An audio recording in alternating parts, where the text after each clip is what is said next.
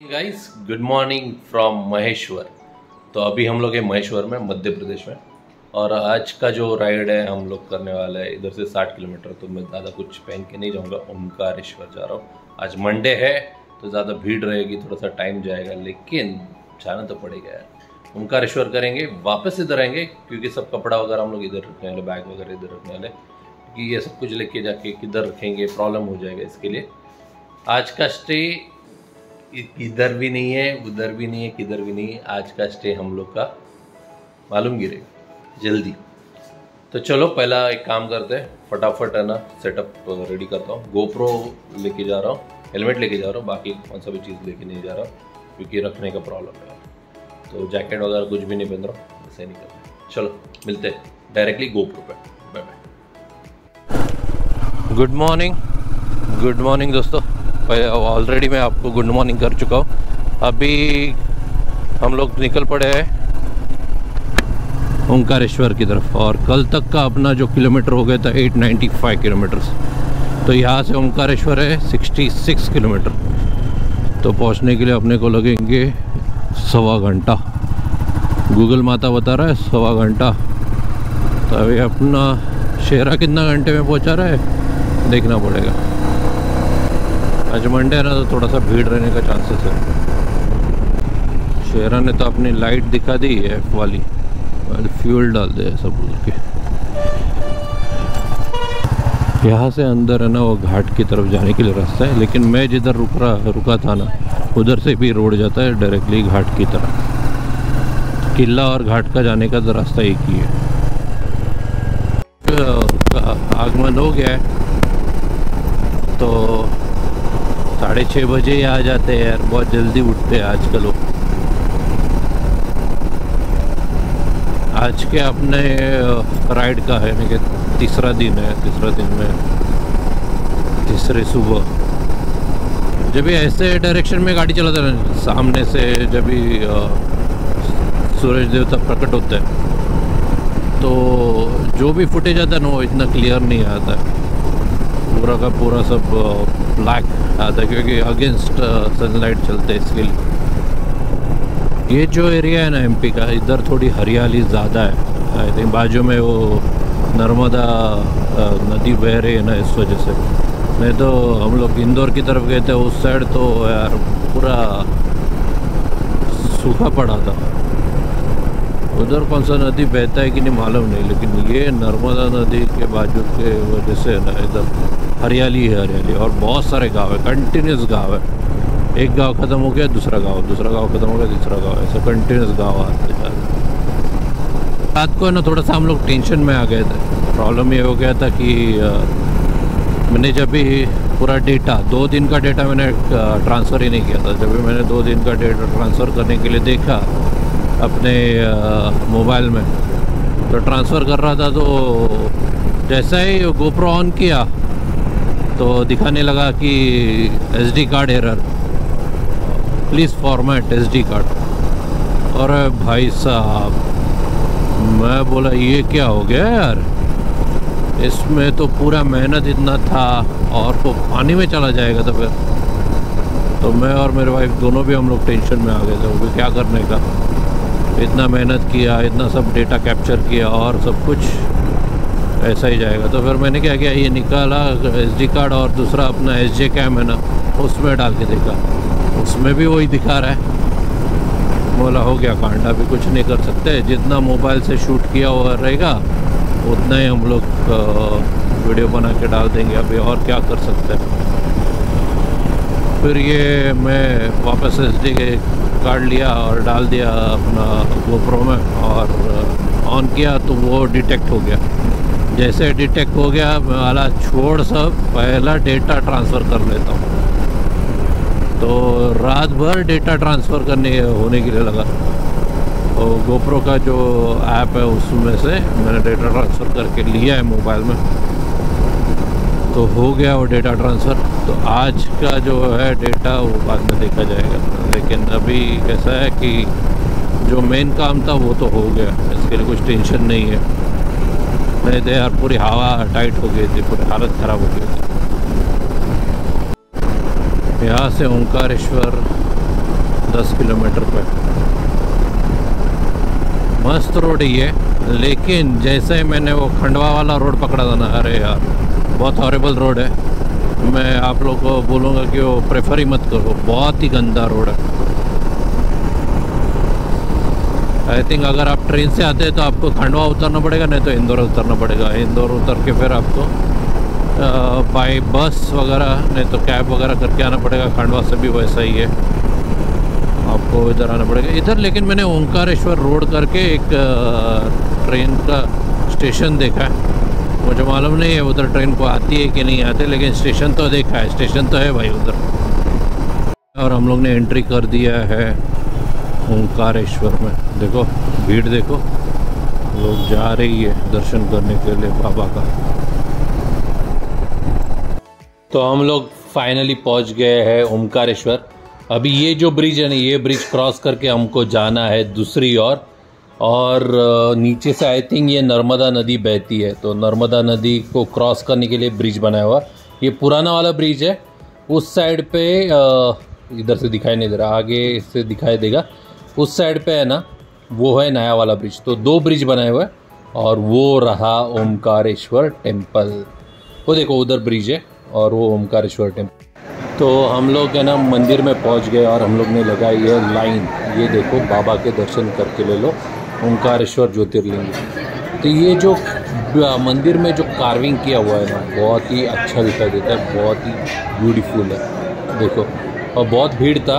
ये जो मंदिर है ना, इधर थोड़ा सा सिस्टम अलग है, ज़्यादा भीड़ हो रही है, लोग बड़ा से एक लाइन में नहीं चलते, जो कि उज्जैन में बहुत अच्छी तरह से मैनेज किया था। इधर थोड़ा मैनेज करने के लिए प्रॉब्लम हो रहा है। चलो अंदर जाते हैं। हम लोग पहुंच गए फाइनली नज़दीक। यहाँ से भी लाइन राइट लेती है और जाके बाबा के दर्शन हो जाएंगे अपने। अभी जाते हैं महाकाल का दर्शन करने के लिए। और ये जो गैलरी से जो व्यू आया है ना, बहुत ही अच्छा दिखाई दे रहा है। और नीचे जो है वो है नर्मदा नदी, बहुत ही अच्छा दिखाई दे रहा है, बहुत ही ब्यूटीफुल है। ये रहा नर्मदा नदी का ये। और इधर बोट से भी आप आ जा सकते हैं। अगर आपको ब्रिज से चल के नहीं आना है तो आपको बोट से आने जाने के लिए सुविधा की गई है। ये हम लोग है ममलेश्वर, माता जी को चढ़ जाएगी। जन ममलेश्वर का मंदिर है ये, मंदिर की जगह कुछ भी भीड़ नहीं है, आराम से दर्शन हो गया। हम लोग ने ममलेश्वर जो मंदिर है, ममलेश्वर सॉरी ना मामलेश्वर ममलेश्वर मंदिर का दर्शन ले लिया है। अभी हम लोग जाएंगे वापस महेश्वर, जो कि हमारा जिधर होटल है उधर जाएंगे। उसके पहला ब्रेकफास्ट करेंगे, ब्रेकफास्ट नहीं चाय पियेंगे, पानी पियेंगे, बहुत प्यास लगी यार। और अभी 8:30 बज रहा है और बहुत तीखी धूप आ गई है अभी के अभी, तो थोड़ा सा भागना पड़ेगा। अगर मैं कंपेयर करूंगा, अगर आप मुझे पूछेंगे कि रहना किधर चाहिए, ओंकारेश्वर में रहना चाहिए, इधर रहना चाहिए, क्या महेश्वर में रहना चाहिए, तो मैं तो प्रेफर करूंगा आपको बोलने के लिए कि आप महेश्वर में रुकिए। और ये है गजानन महाराज जी का मठ, संस्थान ने रूम्स वगैरह प्रोवाइड करते हैं। इधर बहुत क्लीन रहेगा, कुछ डाउट नहीं, क्योंकि गजानन महाराज मठ है ना, वो इसके लिए बहुत फेमस है, ये आश्रम है इधर। तो अगर आप इधर आके स्टे करेंगे तो आपको कुछ भी प्रॉब्लम नहीं, लेकिन बाकी का स्टे इधर इतना अच्छा खासा नहीं है। तो हम लोग ने भी वो चेक किया था, फिर हम लोग ने प्लान किया नहीं करके हम लोग डायरेक्टली उधर ही जाएंगे करके। तो आज का ब्रेकफास्ट ये है, पोहा और कचौरी। अभी इधर स्मॉल ब्रेकफास्ट है, होटल पे जाके वापस एक बार ब्रेकफास्ट है। बस स्टॉप पे, तो ये है ओंकारेश्वर का नया बस स्टॉप, पुराना वाला अंदर है, नया वाला बस स्टॉप पे आ गए हम लोग। और इधर ही हम लोग ने ब्रेकफास्ट किया। तो टोटल ब्रेकफास्ट में हम लोग ने एक कचौरी खाई थी, एक पोहा खाया था, फिर 2 चाय लिया था और पानी की बोतल। तो ये सब चीज़ का हुआ कुल मिला के 65 रुपया। 65 रुपीज़ में आज ब्रेकफास्ट हो गया, स्मॉल ब्रेकफास्ट हो गया। वापस और एक ब्रेकफास्ट करने का होटल पे जाके। और अपना शेरा भी बोल रहा है कि तूने तो खा लिया, अभी मुझे भी खिला दे। बहुत देर से एफ पे चल रहा है, फ्यूल इंजेक्टर यानी कि फ्यूल जो है बहुत कम हो गया, एम्प्टी रिजर्व पे चल रहा है, तो उसको भी अभी पेट्रोल रिफ़िल कर दूंगा। अब नहीं तो फुल टैंक ही करनी पड़ेगी, क्योंकि अपने को अभी वापस आज जाना है 600 से ऊपर किलोमीटर शायद से, नहीं तो दूसरे भी कितने भी किलोमीटर जाएंगे तभी भी देखेंगे। चलो बाय बाय। नदी ये महेश्वर से आती है और इधर ओंकारेश्वर जाती है।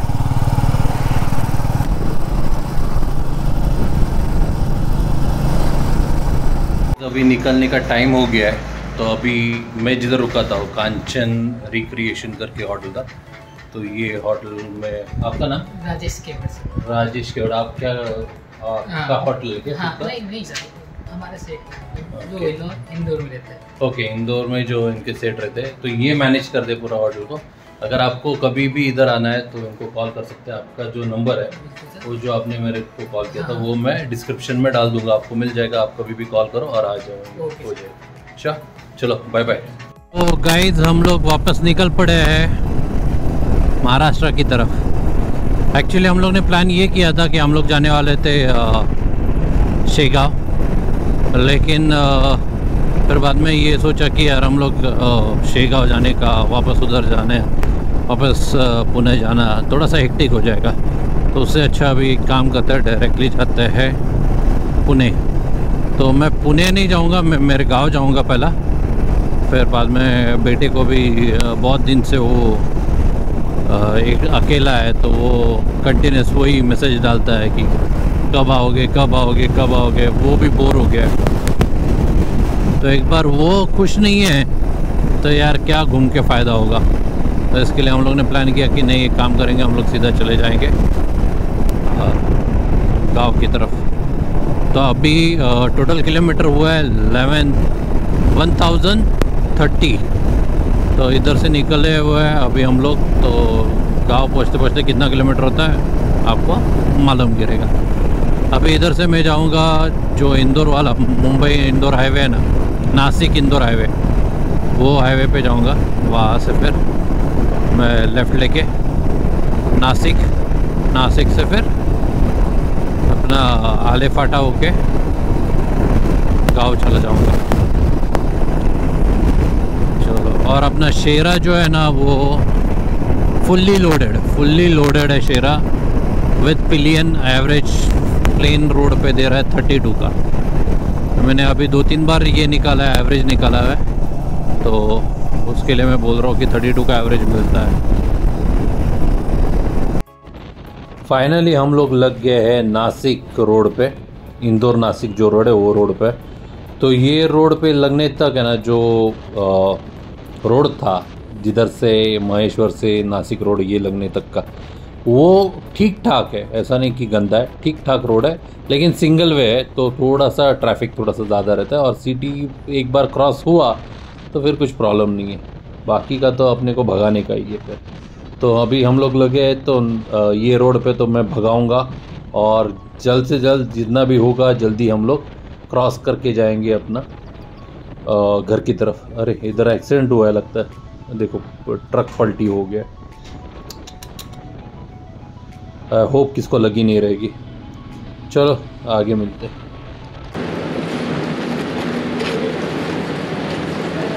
हम लोग ने प्लेन पराठा लेके आए थे होटल से, इधर भी रोटी दी है, रोटी से प्लेन पराठा अच्छा है।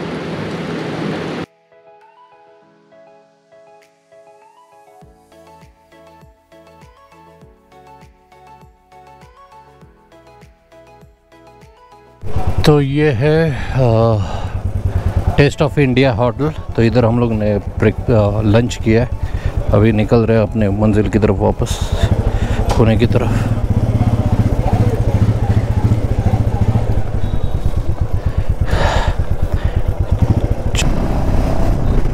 जैसे बाइक खड़ा रहता है ना, बहुत सारे जन आते हैं, बात करते हैं कि किधर से आ रहे हैं, किधर जा रहे हैं, क्या कितना टाइम लगेगा, 2 जन एक गाड़ी के ऊपर कैसा बैठ के जाते हैं, कैसा ये वो बहुत सारे सवाल रहते हैं। अच्छा भी लगता है यार, पब्लिक आके बात करती है, अरे यार गाड़ी कौन सी है, कितने तक जाती है, क्या है क्या नहीं है, गुड, अच्छा लगता है। रिफिल किया हुआ है, अभी देखते हैं कितना चलती है। वही अपना 301 किलोमीटर के बाद वापस रिफिलिंग करना पड़ेगा, कुछ फ़ायदा नहीं है। महाराष्ट्र में 110 है, इधर 109 है, 109.43 है, उधर 110। 1 रुपये का कुछ तो डिफरेंस है, क्या फ़र्क गिरता है। हमने तो गाड़ी में उतना ज़्यादा से ज़्यादा 10 लीटर पेट्रोल आएगा, तो 10 लीटर के लिए क्या इतना 10 रुपये के लिए करने का है। महाराष्ट्र हो या मैं MP हो, यही अगर गुजरात रहता तो थोड़ा सा सस्ता है यार उधर पेट्रोल, 10 रुपये वगैरह कुछ तो कम है, तो समझ सकते हैं कि यार पेट्रोल रिफ़िल करके ही चलना पड़ेगा ऐसा। ज़्यादा तीखी धूप है और धूप में हम लोग गाड़ी भगाते जा रहे। वाइफ मुझे बोल रही है कि एक 50 किलोमीटर होने के बाद है ना, हम लोग एक 10-15 मिनट का ब्रेक लेते जाते हैं, थोड़ा सा गाड़ी भी कूल हो जाएगी, तो उसको भी कुछ प्रॉब्लम नहीं होगा। इतना हीट है, वो भी हीट होती रहेगी, टायर भी हीट होते रहेगा। ओके, करेंगे। शेरा का चिंता जैसा मुझे है उसको भी है, क्योंकि आखिर में अपने को शेरा ही तो घर पे पहुंचाने वाला है ना, होता है। आप भी कनेक्ट कर पाते हो ना ऐसा ही, आपने जो बाइक रहेगी उसके साथ। कितने जन कनेक्ट करते हैं वो कमेंट बॉक्स में लिख के भेजना यार।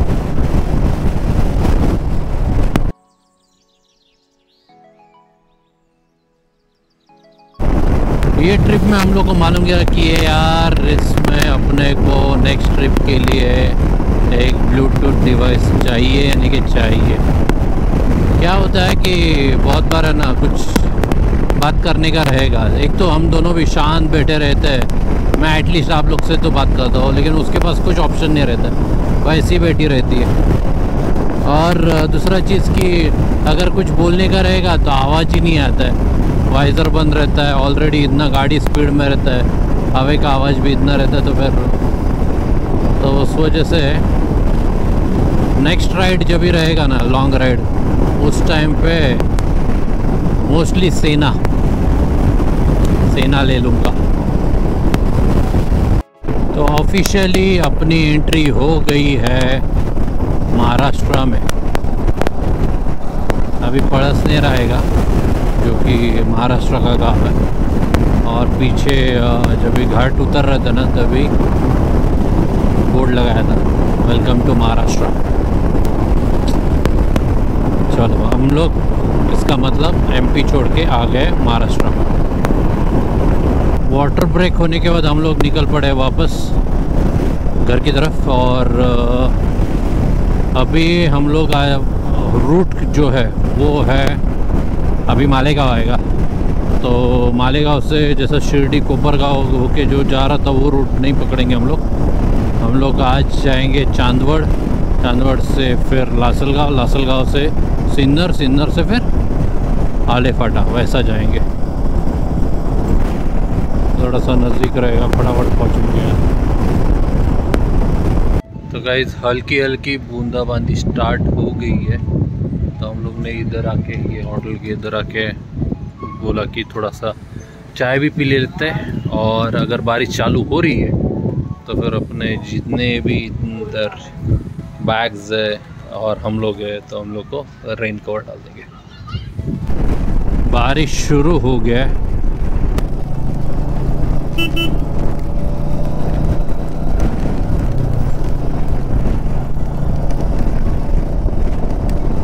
बारिश बढ़ गई भाई साहब, बारिश बढ़ गई। जगह ढूंढनी पड़ेगी जिधर हम लोग अपना रेन लाइनर निकाल के सबको पहना सके। इंक्लूडिंग आदमी लोग, हम लोग।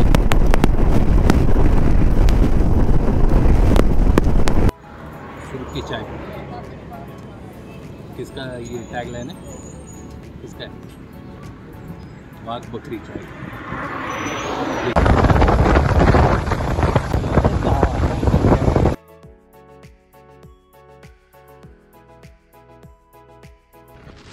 अभी हम लोग पहुंच गए चांदवड़ की देवी के इधर, और वो रहा चांदवड़ की देवी का मंदिर। बहुत भीड़ रहता है नवरात्रि में, जब अगर आप आएंगे ना तो बहुत ज़्यादा भीड़ रहता है। बहुत अच्छा मंदिर है, आप आके एक बार विज़िट कर लेना। गाइस अभी हम लोग हैं लासलगांव रोड पे, तो चांदवड़ से हम लोग लासलगांव साइड पे आ गए। ये जीपीएस है ना बाबा, सबके घर में से घुसाता है यार। नहीं जीपीएस ही लगाया है। एक्चुअली ये रोड मुझे मालूम है, लेकिन मैं इतना श्योर नहीं हूँ। ये रोड में मैं बहुत पहले आता था, क्योंकि मैं जैसा बोला था नांदगांव में मेरे ससुराल वाले हैं, उनका घर है वगैरह, तो हम लोग जाते थे उधर भगवान के दर्शन के लिए। नहीं तो फिर उनके गांव में वगैरह तभी ये रोड पे आता था मैं। तो इसके लिए श्योर नहीं हूँ, तो इसके लिए मैं बोला कि नहीं हम लोग एक काम करते हैं, जीपीएस लगाते हैं और चलते हैं। तो जीपीएस अपना फ़ोन इधर रख दिया है, जीपीएस चालू कर दिया है, जाते हैं अभी। रोड क्या खास नहीं है, लेकिन क्या करेंगे अभी। चलो मिलते हैं आगे। और अभी के कितना बजे? 6:13। और ये 74 किलोमीटर अपने को हाईवे लगने के लिए लगने वाला है टाइम। 74 किलोमीटर जाना है अपने को हाईवे आने के लिए। कौन सा जो नासिक पुणे हाईवे ना, उसको सिन्नर के इधर लगेंगे ना, तो इसके लिए। तो ये ट्रिप में तीसरी बार टायर पंक्चर हुआ है। और अभी हम लोग इधर लासलगांव में ही आके जस्ट पंक्चर जिधर से निकाला था ना पलसनेर में, उधर ही वापस वही जगह पे वापस पंक्चर हुआ है।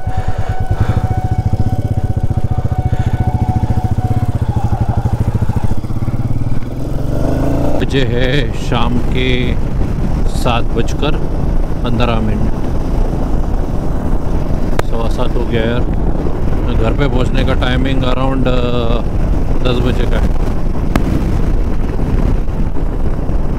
ये जो एरिया में हम लोग घूम रहे हैं ना, इधर मोस्टली ना ग्रेप्स का फार्मिंग होता है।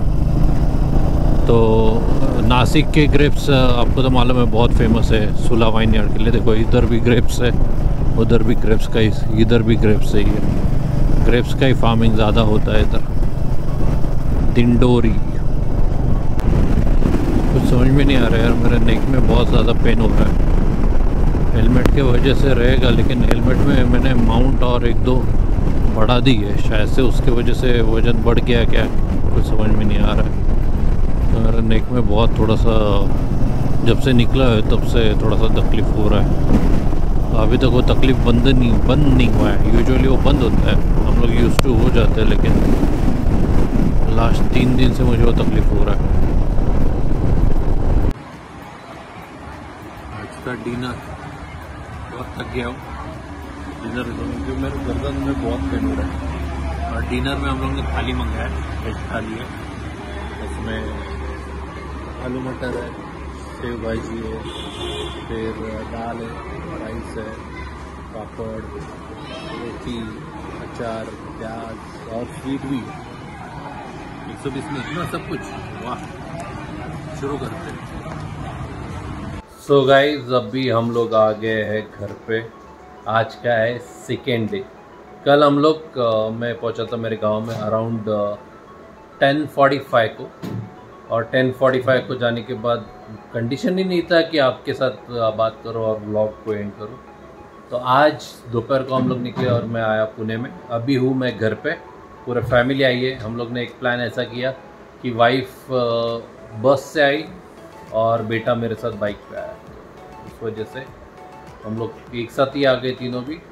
और मेरा जो जाने का प्लान था वापस बेटे को लेके आने के लिए, वो कैंसिल हो गया। तो अगर आपको वीडियो पसंद आया तो लाइक करना, शेयर करना, सब्सक्राइब करना, और ये टूर में जितना भी खर्चा हुआ है वो डिस्क्रिप्शन में लिख के भेज दूँगा, चेक करना। चलो take care, stay healthy, stay safe, bye bye.